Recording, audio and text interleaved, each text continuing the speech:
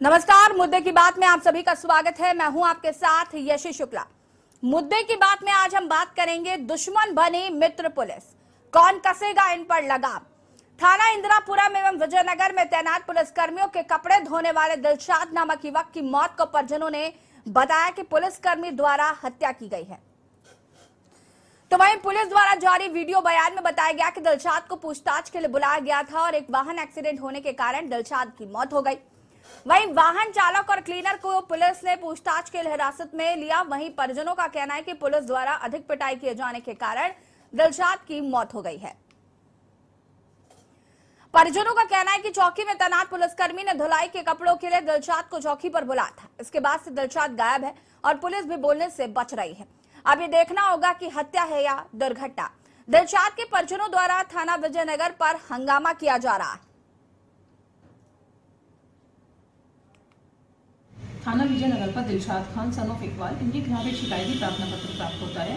जब इनको पूछताछ के लिए जिस गाड़ी में आ रहे थे, उस गाड़ी का एक्सीडेंट एक वाहन आयशर कैंटर है उससे होता है और हॉस्पिटल लेकर गए, जहां इनको मृत घोषित कर दिया गया।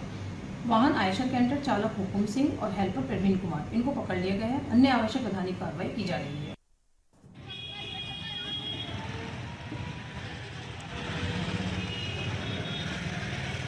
परिजनों ने यहां पर पुलिस पर आरोप लगाया है कि उन्होंने दिलशाद की हत्या की है। हालांकि प्रेस कॉन्फ्रेंस कर कहा गया कि दिलशाद को बुलाया गया था, लेकिन उसका एक्सीडेंट हो गया, जिसकी वजह से उसकी मौत हो गई।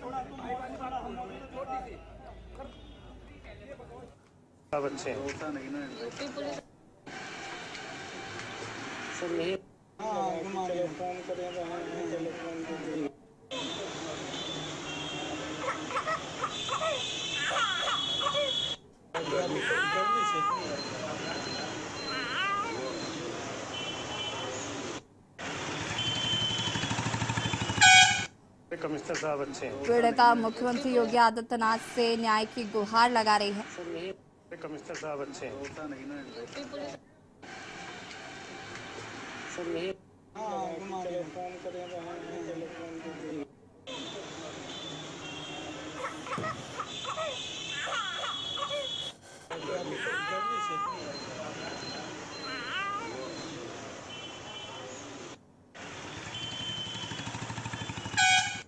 कमिश्नर साहब अच्छे हैं।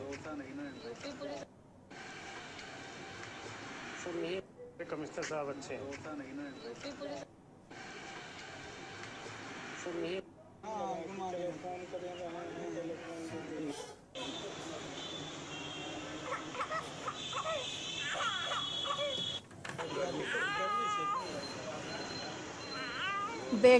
बेलगाम हो गई है पुलिस, और जिस तरीके से पुलिस पर हत्या के आरोप लग रहे हैं, जो कि काफी शर्मनाक है। और जहां पर कहा जाता है कि पुलिस जो है वो मित्र पुलिस बनकर रहती है, लेकिन कहीं ना कहीं इस तरीके के जो मामले निकल कर सामने आते हैं वो दर्शाते हैं कि आखिर किस तरीके से पुलिस जो है वो लोगों का उत्पीड़न करती है और लोगों को किस तरीके से प्रताड़ित किया जाता है। ऐसे कई मामले अब तक निकल कर सामने आ रहे हैं। हालांकि हम ये नहीं कहते कि सारे पुलिस वाले एक जैसे होते हैं। कई पुलिस वाले मानवता को ध्यान में रखते हुए कई कृत्य किए जाते हैं। हालांकि कुछ पुलिसकर्मी ऐसे हैं जो अपनी वर्दी का रौब जमाते भी नजर आते हैं। और आज ऐसे ही कुछ मामलों पर आज हम मुद्दे की बात में चर्चा भी करेंगे और जानेंगे कि आखिर पुलिस का ऐसा रवैया क्यों है, और अगर पुलिस वाले ऐसे कृत्य करते हैं तो आखिर लोगों को इंसाफ कैसे मिलेगा।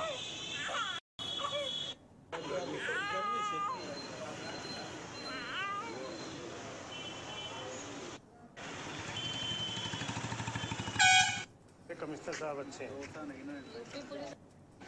और हम इसी पर बातचीत करेंगे। उमाशंकर पांडे जी कांग्रेस प्रवक्ता हमारे साथ जुड़ चुके हैं। नीरज तिवारी जी समाज सेवी हमारे साथ जुड़ चुके हैं। प्रमिला मिश्रा जी हाईकोर्ट अधिवक्ता हमारे साथ जुड़ चुके हैं।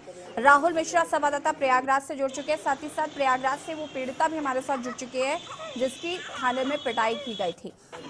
इसी पर हम बातचीत करेंगे और शुरुआत हम राहुल मिश्रा से ही करेंगे। राहुल जी, ये प्रयागराज का जो पूरा मामला है क्या कुछ है, मैं चाहूंगी कि पहले जरा दर्शकों को समझाएं। जी, आपसे बता दें, अपने दर्शकों को बताना चाहते हैं कि ये मुद्दा के न्यूज ने उठाया और इससे पहले ये मुद्दा सोशल मीडिया पर चल रहा था, तो के न्यूज ने जांच पड़ताल करने के लिए वहां पहुंचा। पहुंचने के बाद ये हकीकत पड़ताल निकली कि अभय कोई वैभव या अभय करके दरोगा जी हैं, उपाध्याय जी, उन्होंने क्या किया कि जमीनी विवाद था जिसमें एसडीएम से आदेश था शरीक के लिए कि कोई कार्य नहीं होना चाहिए। तो जो पीड़ित पक्ष था वो पहुंचा थाने में, तहरीर भी दिया, सब कुछ दिया। उसके बाद दूसरे दिन आते हैं, साहब उठा के ले जाते हैं, फोन स्विच ऑफ कर देते हैं। जो लड़की है जो जिसके पिताजी को ले गए, तो वो शाम हो गया नहीं आए, तो पहुंची कहा, थाने पे पहुंची कि साहब मेरे पिताजी को छोड़ दो और सुबह फिर आ जाएंगे। पर लेकिन ऐसा नहीं दिखाई दिया। आपसे बता दूं, वहां पर उल्टा दिखाई दिया। पहले तो लड़की के पिताजी को मारते दिखाई दिए। जब उसने कहा क्यों मार रहे हैं, कहें वैसे ही मार रहे हैं, कहें तुम चली जाओ, शाम हो गया है। क्योंकि ये नियम है, ये कानून है कि शाम को थाने में महिला नहीं बैठाई जाती। लेकिन उसने कहा कि साहब छोड़ दें, सुबह आ जाएंगे, लेकिन माने नहीं। उसे कहा सुनी में दरोगा जी ने क्या किया, अभय उपाध्याय जी ने, उन्होंने थप्पड़ मारा उसे। बोले साहब आप हमें क्यों मार रहे हैं, क्या ऐसे ही मारेंगे? तो 2-3 थप्पड़ से मारे, जिससे महिला रोते हुए वापस चली आई। अब वो न्याय के लिए सीएम आदित्यनाथ योगी और कमिश्नर प्रयागराज रवि शर्मा जी को दी, लेटर लिख के दिया। फिर सोमवार को क्या करी, सोमवार को भी, कल सोमवार था, वो पहुंची कहा कमिश्नर साहब के यहाँ। जो कमिश्नर साहब जो बड़े ही न्यायप्रिय, एक तरह से न्यायप्रिय माने जाते हैं। अपने यहाँ के जब किसी को न्याय नहीं मिलती तो सोचते हैं कमिश्नर साहब देंगे न्याय। कमिश्नर साहब क्या पहुंची तो कमिश्नर साहब कहीं ना कहीं उठ चुके थे, क्योंकि वो मीटिंग थी।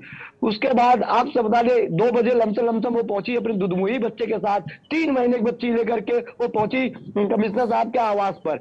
आवास पे मीटिंग चल रही थी, पीआरओ से बात हुई। पीआरओ ने कहा कि आप एसीपी कौंदियारा के पास जाइए, हम बोल दे रहे हैं। उसने कहा कि जब तक साहब हमारी सुनेंगे नहीं, हम जाएंगे नहीं, चाहे शाम को हो जाए और चाहे सुबह हो जाए। और उसके बाद जब यही से हम जाएंगे माननीय आदित्यनाथ योगी के यहाँ।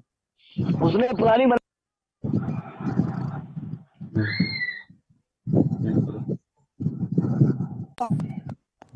राहुल मिश्रा जी, मैं वापस आऊंगी आपके पास। हमारे साथ तो पीड़िता भी मौजूद है और जरा पीड़िता से भी जान लेते हैं कि क्या कुछ ये पूरा मामला रहा। बहुत बहुत स्वागत है आपका। और क्या, सबसे पहले तो क्या नाम है आपका, और मैं ये भी जानना चाहती हूँ कि क्या कुछ हुआ आपके साथ। नाम अनामिका सिंह है मैम। दरोगा साहब मेरे घर आए थे मैम। हमारे मैडम क्या नाम है आपका, सबसे पहले तो ये बताइए।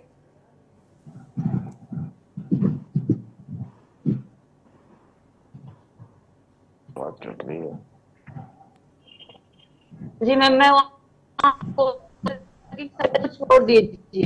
आपने हमारे पिताजी को क्यों गिरफ्तार तो आप कैसे छोड़ देंगे? हम क्या क्यों सर, हमारे पिताजी की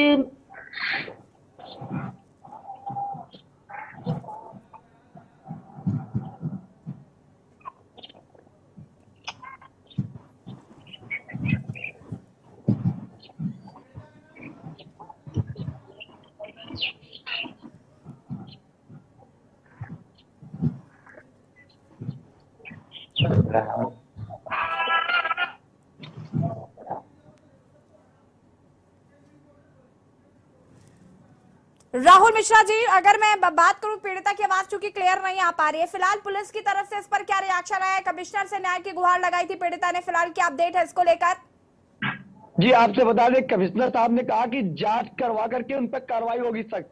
तो कहीं ना कहीं पीड़िता ये सोची कि 2 से 3 दिन तक अभी हम इंतजार करेंगे, और नहीं हुआ तो जहां सरकार की मंशा है बेटी पढ़ाओ बेटी बचाओ का एक नारा चल रहा है, और उस नारा के तहत कार्य भी हो रहा है। ऐसा नहीं कि सब पुलिस वाले, सब वर्दीदार, सब खाकी वाले सब एक जैसे ही है। कहीं ना कहीं खाकी जो है सख्त के घेरे में तो आती रहती है, लेकिन इन्होंने जो कार्य किया है ये बहुत अप्रिय कार्य किया है। इन्हें कार्य करना नहीं चाहिए था, क्योंकि अभी लड़की की हाल में ही शादी हुई है, 2 साल पहले शादी हुई है। घर वाले भी कह रहे हैं कि बताओ मायके जा करके पुलिस वालों से मार खा रहे हैं। कहीं ना कहीं उसकी लाइफ की एक कड़ी जुड़ चुकी है इस दरोगा जी को मारने से। और रवि शर्मा जी ने कहा कम से कम आज नहीं तो 2-4 दिन में जांच करवा करके उन पर कार्रवाई करेंगे, लेकिन कार्रवाई होगी। साहब इसी के आधार पर बैठी हुई है। अब उसने कहा कि अगर 4 से 5 दिन में कार्रवाई नहीं होती तो हम जाएंगे सीएम आवास पर, सीएम जी के जहाँ कार्यक्रम जहाँ पे बैठते हैं, जनता दरबार लगाते हैं, वहां बोलेंगे। चाहे गोरखपुर आए और चाहे तो वो लखनऊ बैठे, वहां जाकर अपनी मांग अपना दर्द कहेगी। क्योंकि चोट जिस तरह से उसके पिताजी को मारे हैं, क्या जमीनी विवाद में पुलिस का हक बनता है, ये राइट बनता है कि उठाकर ले जा करके मारे किसी को, और वो भी एक पक्षिया मारे? क्यों?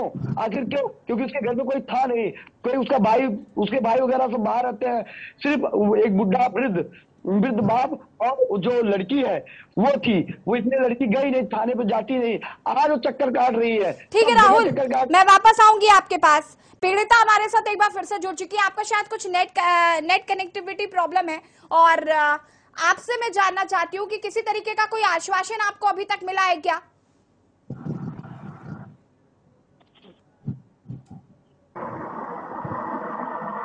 ठीक है, आवाज नहीं पहुंच पा रही शायद उन तक। प्रमिला मिश्रा जी हाईकोर्ट अधिवक्ता हमारे साथ जुड़ी हुई है। प्रमिला जी, इस तरीके के मामले जो सामने आते हैं, पुलिस को आखिर ये अधिकार किसने दिया कि अगर कोई महिला न्याय मांगने जाती है तो उस पर आप उसकी पिटाई कर दे? इस तरीके की चीजें निकलकर सामने आती है, और इस पर क्या प्रावधान है, कैसे लोग न्याय पा सकते हैं? कहते हैं ना, जो रक्षक है वही भक्षक बन जाए तो आप कहाँ जाएंगे। बिल्कुल। तो ये बहुत पहले से होता चला आ रहा है, जो सच बात है। और जब से ये कमिश्नरेट बन गया है तब तक पुलिस के पास कुछ पावर ज्यादा आ गई है, जिसकी वजह से अनियमितताएं ये ज्यादा बढ़ गई हैं, और ये रोज रोज की घटना बनती चली जा रही है। पहले क्या होता था, ये सब केस के बाद में केस दर्ज हो जाता था, FIR हो जाती थी। अब वो भी बहुत मुश्किल में होती है, बहुत प्रयास करने के बाद होता है। और अगर कोई प्रयास कर भी ले जाए उतना तक तो उसको जाके घर पर धमकी दी जाती है, जो चीज हमारे समाज के लिए बहुत शर्मनाक है। आज हम हैं, कल आप होंगे, परसों कोई और होगा इससे पीड़ित। तो जो ये स्थिति बनती जा रही है समाज की, वो कहना नहीं चाहिए, बहुत ही ज्यादा शर्मनाक है। और पुलिस विभाग के लिए भी एक धब्बा है। पुलिस विभाग को भी कम से कम इतना संवेदनहीन नहीं होना चाहिए। आपको अगर पावर मिली है तो उस पावर का आप सदुपयोग करिए, किसी की रक्षा करने के लिए, किसी को प्रताड़ित करने के लिए नहीं। अगर कोई आपके पास पीड़ित आया है तो उसके आप अनलिमिटेड पावर की वजह से आप जाके उनकी मदद कर सकते थे। और वैसे भी एक कानून है कि 6 बजे के बाद तो सुबह 6 बजे से पहले आप ना महिला को बुला सकते हैं, ना महिला को थाने में बिठा सकते हैं। तो इतनी रात तक आपने महिला को थाने में बिठाया क्यों? और फिर उसके ऊपर हाथ उठा, हाथ उठाने का तो राइट आपको कानून ने भी नहीं दिया है। जो कमिश्नरेट बनी उसके पावर के अंतर्गत भी आपको ये कानून नहीं, अधिकार नहीं मिला है कि आप जाके महिला के ऊपर इस तरह से हाथ उठाइए। वो चीज बहुत ही गलत है और बहुत ही शर्मनाक है।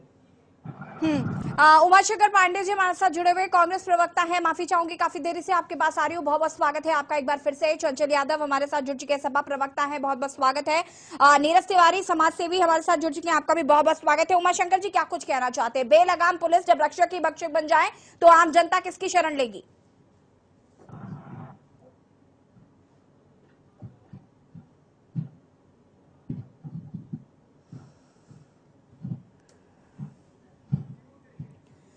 उमाशंकर जी अनम्यूट कीजिए।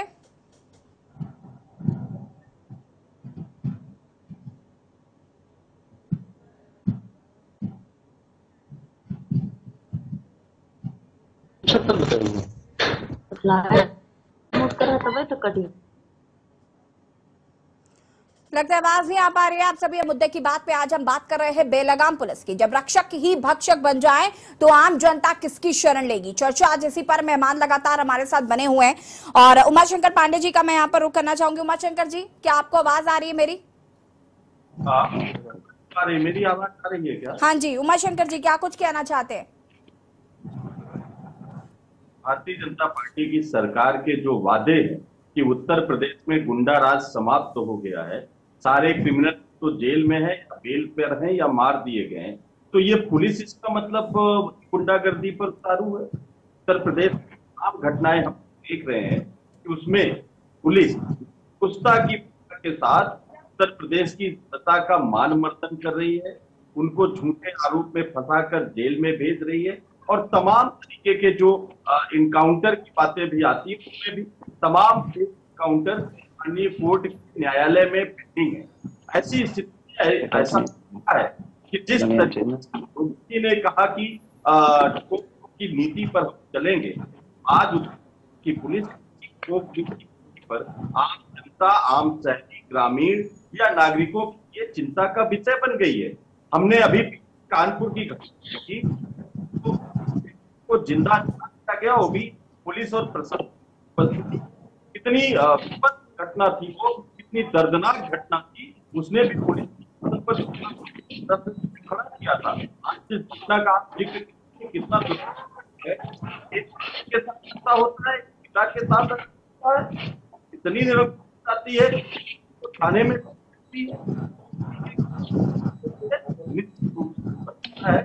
उत्तर प्रदेश।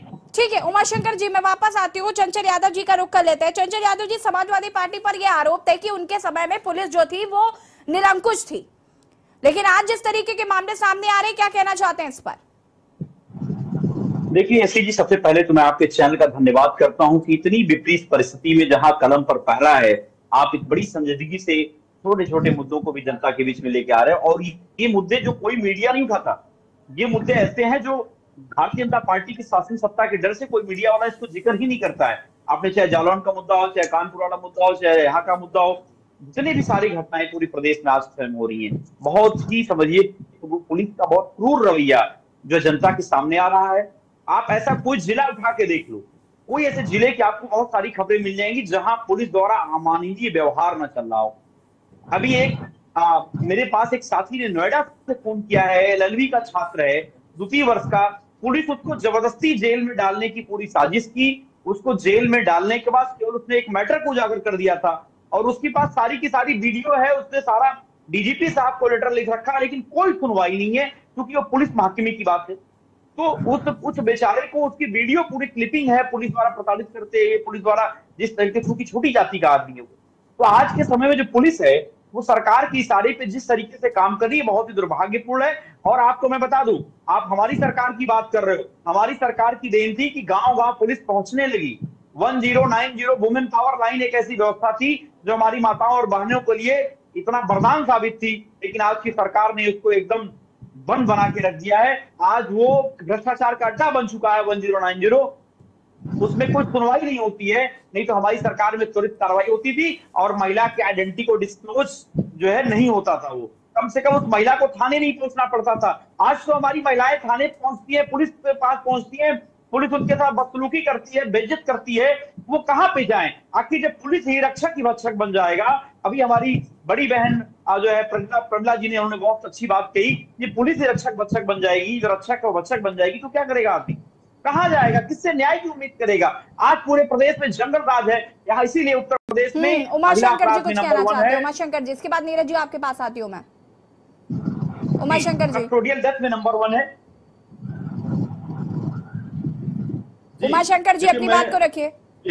देखिए, मैं एक महत्वपूर्ण घटना का जिक्र जरूर करना चाहता हूं और ये सरकार कितनी संवेदनहीन है इस घटना से स्पष्ट हो जाएगा। अभी 3 दिन पहले बस्ती में एक नाबालिग बच्ची के साथ गैंगरेप हुआ, उसके बाद उसकी हत्या कर दी और जो बलात्कारी था वो भारतीय जनता पार्टी का बस्ती मंडल का किसान मोर्चा का उपाध्यक्ष था। और वहां पर उत्तर प्रदेश के उप मुख्यमंत्री ब्रजेश पाठक जी, कैबिनेट मंत्री राकेश सचान जी और भी कुछ विधायक एमएलसी घटना के 2 दिन बाद उस जिले में जाते हैं, लेकिन पूरे घटनाक्रम पर उन्होंने संवेदना के एक शब्द भी उस नाबालिग परिवार के प्रति व्यक्त नहीं किया। ये सरकार का असली चेहरा दिखाता है कि ये सरकार ये मानती है कि पुलिस का काम सिर्फ इतना है कि जो भारतीय जनता पार्टी के विरोध के या विपक्ष के लोग हैं उनको इतना डराओ धमकाओ कि वो भारतीय जनता पार्टी के वॉशिंग मशीन से गुजरकर भारतीय जनता पार्टी में आ जाए, और जो नहीं आता है उसके खिलाफ फिर तमाम केस दर्ज करो, तमाम जो संवैधानिक संस्थाएं हैं उनका दुरुपयोग करिए, उनको जेल भेजिए, ईडी सीबीआई के छापे डालिए, फिर वो आम जनता हो या पत्रकार हो। हम सबने देखा कि संजय राणा एक पत्रकार ने कैसे शिक्षा मंत्री से प्रश्न पूछा तो उसको हथकड़ियों में जकड़ के जेल में डाल दिया गया। अभी 4-5 दिन पहले की घटना। उमाशंकर जी, देखिए वक्त की कमी है हमारे पास, नीरज जी का रुख करना चाहती हूँ, मैं आती हूँ आपके पास। नीरज जी, क्या कुछ कहना चाहते हैं? जिस तरीके से यहाँ पर हम देख रहे हैं कि कहा जाता है लगातार, योगी आदित्यनाथ के मुंह से हमने कई बार सुना कि उन्होंने कहा कि हम पुलिस को मित्र पुलिस बनाना चाहते हैं, लेकिन एक ऐसी मित्र पुलिस है जो लोगों को अपनी कस्टडी में लाती है, उसके बाद उनकी इतनी बुरी तरीके से पिटाई करती है कि उनकी मौत हो जाती है। एक किसान पर झूठा मुकदमा लगा देती है कि वो आत्महत्या करने के लिए मजबूर हो जाता है। एक महिला अपने पिता के लिए न्याय की गुहार लगाने जाती है तो वहां उसकी पिटाई कर दी जाती है। ये बहुत अच्छा मुद्दा अभी आपने बताया। अभी आपने देखा होगा प्रयागराज की घटना अभी आपके चैनल में ही दिखाई जा रही थी कि मित्र पुलिस महिलाओं के साथ किस तरीके का व्यवहार कर रही है। अभी जो है एक प्रोग्राम चलाया जा रहा है सरकार की तरफ से कि महिला उत्पीड़न के ऊपर पर्चे बांटे जा रहे हैं, कमिश्नरेट पुलिस द्वारा जगह जगह जागरूकता का अभियान चलाए जा रहे हैं, लेकिन ये तब तक खोखे साबित होंगे जब तक इसको जमीनी सतह पर बात न की जाए। पिछले 3 वर्षों में यही 45% का इजाफा हुआ है महिला उत्पीड़न के मामले में। सुप्रीम कोर्ट ने फटकार लगाई है, सरकार इस पे कुछ करे। आप देख रही हैं नाबालिग बच्चियों के साथ बलात्कार हो रहा है। अभी 7 दिन पहले ही कितना पुराना कहा जाता था कि लड़कियों भेद न किया जाए, नवाबगंज थाने का मामला है, वहां पे यहाँ बच्ची पैदा हो जाती है, उसके घर वाले उसको निकाल देते हैं। जब वो निकाल देते हैं उस दूध मुही बच्ची को लेकर वो महिला थाने पुलिस जाती है, कमिश्नरेट पुलिस के यहाँ जाती है, कोई भी न्याय नहीं मिलती है। अभी तक महिला उत्पीड़न के मामलों में बराबर इजाफा हो रहा है, परसेंटेज बढ़ गया है 45%। जब तक कि जमीनी सरातल पे इनके कानून नहीं बनाए जाएंगे तब तक इसी तरीके के मामले आते रहेंगे। यही आपको बता दूं, आपने देखा होगा कि खुशी दुबे का मामला आया था।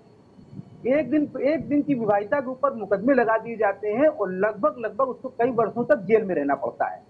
तो पुलिस संवेदनशील है, पुलिस किस तरीके से व्यवहार करती है, संवेदनहीन है। तो आपके मुकदमे पर संवेदनहीन है पुलिस। आप देख सकते हैं किस तरीके से संवेदनहीन हो चुकी है कि आप जाइए, महिला जाए या कोई भी जाए, अगर सरकार के कोई नुमाइंदे नहीं। नीरज जी, अभी मुख्यमंत्री योगी आदित्यनाथ जनता दरबार लगाते हैं, उनके पास ऐसी शिकायतों के अंबार लगे हैं जहां पर आधे से ज्यादा शिकायतें यही आती हैं कि पुलिस नहीं सुन रही है। और मुख्यमंत्री योगी आदित्यनाथ कई बार प्रशासन और को फटकार लगा चुके हैं और उन्होंने कहा है कि भाई हमारे पास ऐसी समस्याएं क्यों आती है जहां पर सबसे ज्यादा जिक्र ये होता है कि प्रशासन हमारी बात नहीं सुन रहा है, उसके बावजूद भी प्रशासन के कानों में जू नहीं रेंग रही है।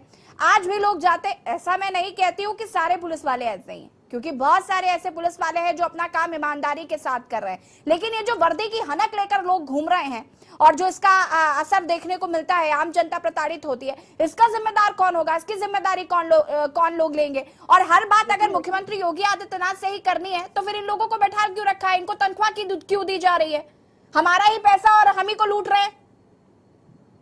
यही ऐसा देखा गया है। मुख्यमंत्री तो बराबर कहीं ना कहीं प्रयास करते नजर आते हैं, लेकिन इनका हंटर जो है अपने नुमाइंदों पर ठीक तरीके से नहीं चल रहा है। आप भाषण देते हैं कि यहाँ पर जो है अपराध कम हो गया है, महिला उत्पीड़न कम हो गया है, जो भी अपराधी है जेल में है, लेकिन आप ग्राफ देखिए, आप रिपोर्ट देखिए तो इनके अपराध बढ़ते चले। अभी कानपुर देहात में इनके बुलडोजर द्वारा ही माँ बेटी दोनों जल गए थे, कितनी विभत्स घटना थी, लेकिन अभी तक उसमें किसी को न्याय नहीं मिल पाया। आप करते क्या है, जांच कमेटी बैठाल देते हैं। अभी जो आपसे कह रहा था कि इनके नुमाइंदे जो इनके विभाग के लोग हैं, अगर वो कोई अपराध करते हैं उनके खिलाफ आप शिकायत लेके जाइए किसी अधिकारी के पास, वो जांच के कचरे में डाल दी जाती है। उमाशंकर जी 30 सेकेंड है आपके पास, ठीक है नीरज जी मैं आती हूँ। उमाशंकर जी 30 सेकेंड है आपके पास। देखिए, बात मुख्यमंत्री जी की मंशा पर है। निश्चित रूप से मुख्यमंत्री जी की मंशा भी महिला विरोध का है, इसमें कोई दो राय नहीं है। उनकी मंशा सिर्फ इतनी है, भारतीय जनता पार्टी पर है उसका संरक्षण करना। मैं उदाहरण के तौर पर कहूँ, कुलदीप सेंगर के खिलाफ भारतीय जनता पार्टी ने तब तक कार्रवाई नहीं की, तब तक उनको संरक्षण दिया जब तक माननीय सुप्रीम कोर्ट का आदेश नहीं आ गया। चिन्मयानंद के मामले में एक लड़की न्याय की गुहार करती रही, लेकिन माननीय मुख्यमंत्री जी के गुरु चिन्मयानंद को सरकार ने हमेशा संरक्षण दिया, उनके खिलाफ से मुकदमा हटाने का भी काम किया। और तीसरी बात, अभी ताजा तरीन ब्रिजभूषण शरण सिंह का मामला देख लीजिए। दिल्ली से लेके उत्तर प्रदेश तक पूरी भारतीय जनता पार्टी की महिला विरोधी मंडली, जिसमें मोदी जी से लेके योगी जी तक शामिल है, आज तक वो लोग ब्रिजभूषण शरण सिंह का संरक्षण कर रहे हैं। ये 3 घटनाएं मैंने उदाहरण दिए, घटनाएं अनंत हैं, उतना समय नहीं है, लेकिन ये 3 घटनाओं से ही आपके दर्शक समझ जाएंगे कि मोदी जी हो या योगी जी हो या पूरी भारतीय जनता पार्टी, उनके लिए महिला ये तो उमाशंकर जी अब देख रहा होगा कि भाई प्रशासन पर लगाम कैसे लगती है, क्योंकि इस पर लगाम लगाना बहुत जरूरी हो गया है। भले ही जिस तरीके की चीजें देखने को मिल रही है वो काफी शर्मनाक है। चंचल जी आपके पास 30 सेकेंड है, क्योंकि वक्त की कमी है हमारे पास। 30 सेकेंड है। देखिए यशी जी, आज पूरा प्रदेश की पुलिस जो भ्रष्टाचार का अड्डा बन चुकी है। आप देखिए पूरे थाने, जितनी भी थाने हैं, अगर भारतीय जनता पार्टी का कोई अदना सा भी कार्यकर्ता थाने में पहुंच जाता है वो सारी की सारी न्याय प्रक्रिया, जो संवैधानिक संस्थाएं, व्यवस्थाएं सब खत्म हो जाती है। केवल और केवल पुलिस जो है उस जो भारतीय जनता पार्टी का भगवाधारी है, केवल उसके आधार पर काम करती है। बाकी आम जनता के सरोकारों से कोई लेना देना नहीं है। जितनी भी घटनाएं हो रही हैं आज के समय में, आप कहीं न कहीं भारतीय जनता पार्टी के कोई न कोई नेता का इन्वॉल्वमेंट जरूर होता है। जो सामान्य आदमी होता है। चलिए ठीक है, आप सभी का बहुत बहुत शुक्रिया चर्चा में शामिल होने के लिए। आप सभी का बहुत बहुत शुक्रिया। और बता दें आपको कि पुलिस जिस तरीके से बेलगाम हो गई है और इस तरीके की चीजें देखने को मिल रही है, लगातार तैनात पुलिसकर्मी जिस तरीके से हनन कर रहे हैं, अपनी वर्दी का जिस तरीके से रौब झाड़ते नजर आ रहे हैं, ये काफी शर्मनाक है। क्योंकि पुलिस को लगातार कहा जाता है कि वो मित्र पुलिस बनकर रहे, उसके बावजूद भी पुलिस का ऐसा रवैया देखने को मिलता है। युवक की मौत पर थाने पर जमकर हंगामा किया जाता है परिजनों द्वारा, उसके बावजूद भी युवक को न्याय नहीं मिलता है। किसान आत्महत्या कर लेता है। इस तरीके के मामले लगातार सामने आ रहे हैं। ऐसे में पुलिस पर लगाम कैसे लगाएगा शासन, ये देखना होगा। फिलहाल मुद्दे की बात में इतना ही। देखते रहिए के न्यूज़ एरिया। नमस्कार।